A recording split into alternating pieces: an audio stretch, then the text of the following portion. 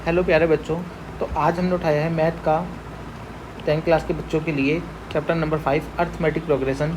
तो स्टार्ट करते हैं। देखा आपने कभी सीरीज़ देखी होगी कोई सी भी, जैसे अपनी ABCD की सीरीज़ हो गई और ए स्क्वायर की सीरीज़ हो गई, मतलब ये सीरीज़ हो गई किसी स्क्वायर की, और आप देख पा रहे हो ये कोई एक पैटर्न फॉलो कर रही हैं।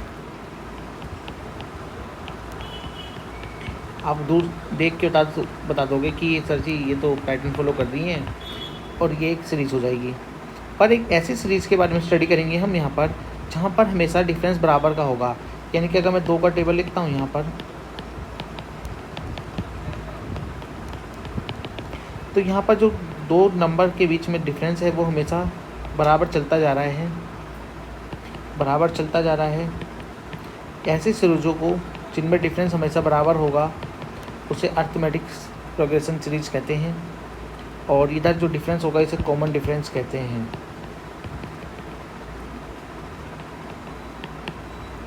जैसे कि एक सवाल है मेरे पास, क्या ये एक AP सीरीज है या नहीं है? क्या ये एक AP सीरीज है? तो हम सॉल्यूशन निकालते हैं। D1 निकालता हूँ, 2 नंबर के बीच में डिफरेंस लिखेंगे। हम अपने जो नंबर होंगे उसको रिप्रेजेंट करते हैं ए से रिप्रेजेंट करते हैं। अब ये फर्स्ट टर्म पे लिखा है तो A1, ये सेकंड टर्म पे लिखा है तो A2, ये थर्ड टर्म पे लिखा है तो A3, ये फोर्थ टर्म पे लिखा है तो A4 और ये फिफ्थ पे, ऐसे सो ऑन चलता रहेगा। तो A2 माइनस A1 ये हमारा आ जाएगा D1। D2 निकालूंगा, A3 माइनस A2 करेंगे, 9 माइनस 6 3। D3 निकालेंगे तो A4 माइनस A3, 12 माइनस 9 ये हो जाएगा 3। यहाँ पर देख पा रहे हैं कि हमारे D जो हैं सेम आ रहे हैं, हर बार D हमारे सेम आ रहे हैं। इसे मैं कॉमन डिफरेंस कहूँगा, कॉमन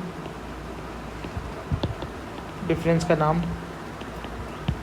दूंगा, और जो मेरी सीरीज है वो अर्थमेटिक प्रोग्रेशन बन जाएगी, AP कहलाएगी। हिंदी में कहते हैं समांतर श्रेणी। और जो अंतर चल रहा है मेरा, ये कॉमन डिफरेंस जो चल रहा है, इसे हिंदी में कहते हैं सार्व अंतर।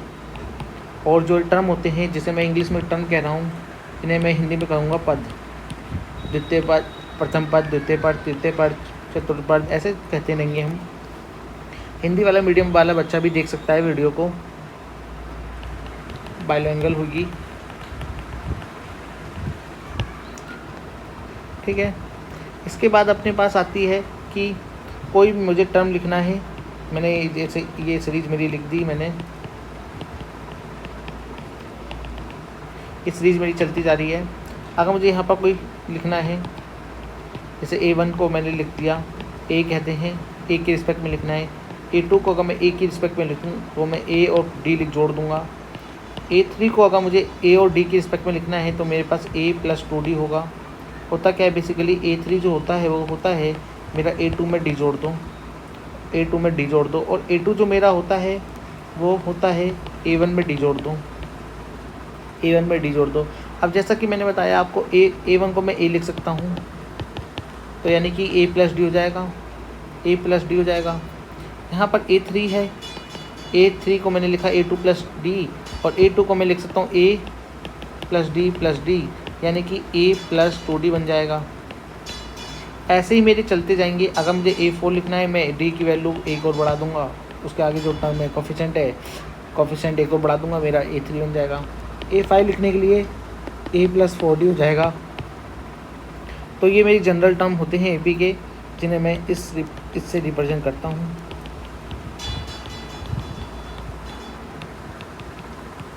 सो ऑन चलते जाएंगे ऐसे ही। तो प्यारे बच्चों, आप देख पा रहे हो, यानी कि ये मेरी जनरल टर्म ऑफ AP है। लिख लो, जनरल टर्म, सामान्य पद, ठीक है। अब अगर मुझे कोई AP का यानी कि कोई भी टर्म निकालना हो, अगर मुझे 826 निकालना हो तो फॉर्मूला क्या बनेगा? 26 के लिए आप जानते हो कि D के पास क्या बनेगा, D से 1 कम कर दो, 25D, 25 A में, यानी कि 25D जोड़ दो, आंसर आ जाएगा। इसके लिए एक फॉर्मूला बनाया जाता है कोई सी पद के लिए a n equal to a plus n minus one, कि भाई जो भी तुम एन निकाल लो उसमें से एक घटा दो, डी के आगे उसका कोफिशिएंट बना दो, मतलब ठीक है। ये कोफिशिएंट कहते हैं, किसी का मल्टीप्लाई होता है तो उसे कोफिशिएंट कहते हैं। ये सबने पढ़ा होगा सब बच्चों ने। तो ए एन का जो फॉर्मूला मेरा निकलेगा वो निकल जाएगा a equal to n minus one d. इसके ऊपर एक सवाल दो उठाएंगे। अगर मेरे पास ये सीरीज है, मैं अपना 2 का टेबल ही लेता हूँ और मुझे ए 100 निकालना है, तो आंसर कैसे निकलेगा देखो। अपने पास ए कितना है 2, डी कितना है 4 माइनस 2, ए 100 निकालना है और ए एन का फॉर्मूला लगाओ a n minus one d. A equal to होता है अपने पास 2, 100 माइनस वन, डी कितना है 2, 99 2,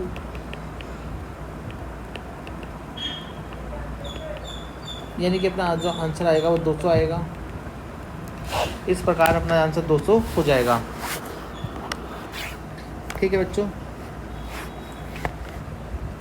अगर मैं बोल दूं कि मेरे पास सीरीज में ना, पहले से ही मैं बोल दे रहा हूँ कि मेरे पास 20 नंबर है सीरीज में 20 नंबर है। नंबर ऑफ सीरीज कितने की है? 20 नंबर की सीरीज है।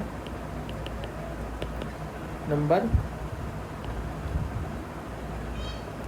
इन सीरीज 20 नंबर की सीरीज है, यानी कि n की वैल्यू कितनी हो गई? 20 हो गई। और मुझे बोल दिया कि a 5 है, d 4 है, बताओ आंसर a 20 क्या होगा, सीरीज बताओ। तो मैं कैसे करूँगा देखो बच्चों, a मेरे पास 5 है, d मेरे पास 4 है और n मेरे पे 20 बोल रहा है, तो a n कितना हो जाएगा? ये हो जाएगा a की वैल्यू 5, 20 माइनस 1 और 4।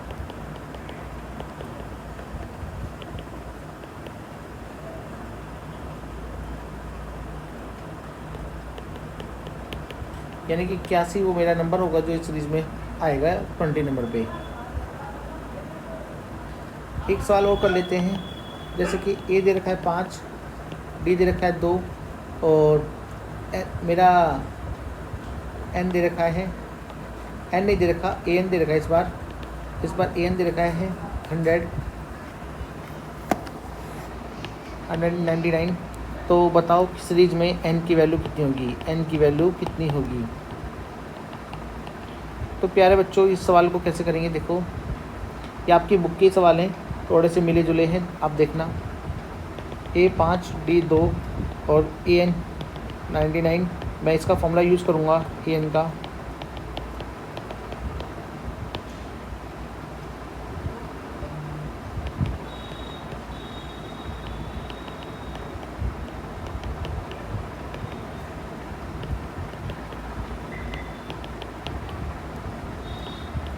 नाइन्टी 2 अपॉन में जाएगा n माइनस 1, 4 एक इधर जाएगा 14 हो जाएगा 47। तो n की वैल्यू जो आएगी एक जोड़ दो 48 आंसर आ जाएगा। n की वैल्यू 48 आ जाएगी।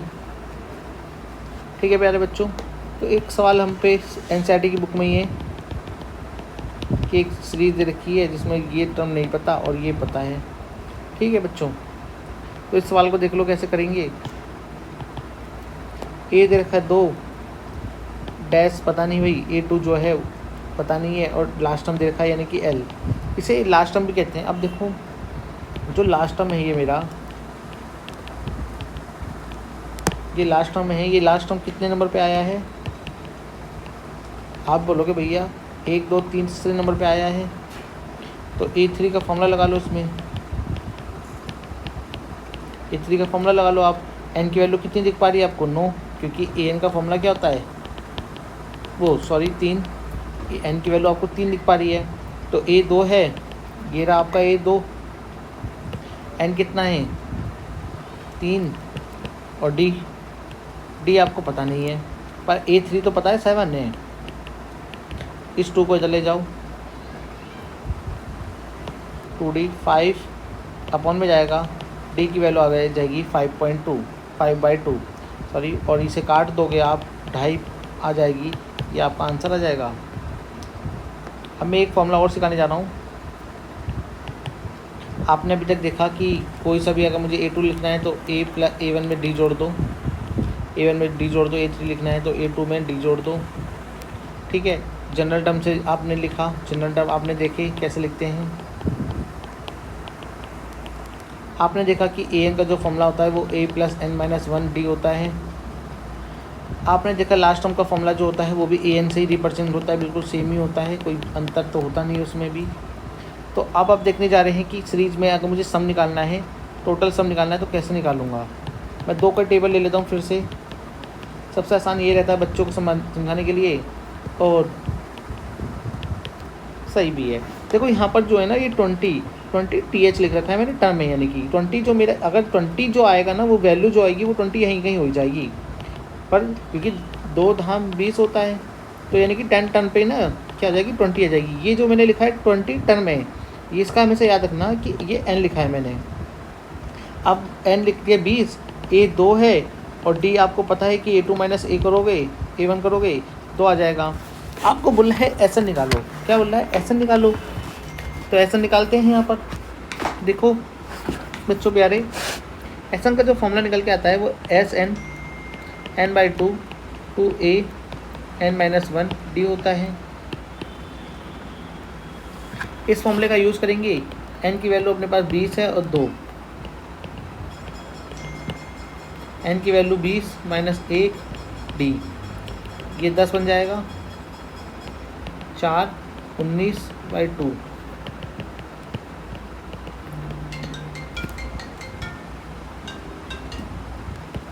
इसे जोड़ दो आप लोग, 420 आ जाएगा। तो इस प्रकार से हमारे आंसर आ जाएंगे। इसकी एक और वीडियो बना दूंगा पार्ट 2, जिसमें हम थोड़े से सवाल और ज़्यादा देख लेंगे। आई होप आपको अच्छी लगी होगी वीडियो। Thank you guys.